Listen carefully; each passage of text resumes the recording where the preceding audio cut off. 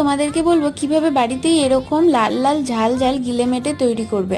মেটেটাও যাতে তেতো না হয়ে যায় সেই টিপসও আমি তোমাদেরকে বলে দেবো। জন্য প্রথমেই গিলে মেটেগুলোকে ছোট ছোট করে কেটে নিতে হবে। তারপরে গরম জল দিয়ে একবার ধুয়ে তারপরে 2 থেকে 3 বার ঠান্ডা জল দিয়ে ধুয়ে নিলেই ব্যাস আর তেতো ভাব থাকবে না। তারপরে কড়াইতে সর্ষের তেল দিয়ে তার মধ্যে নুন হলুদ মাখানো আলু দিতে হবে। আলুগুলো একটু ছোট ছোট করে কেটে নেবে।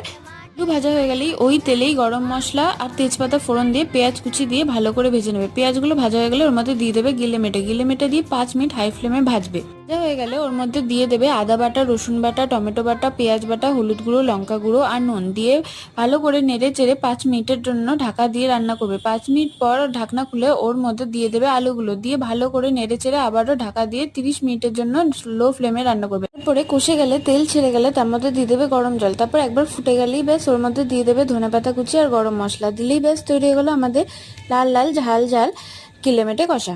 Thank you.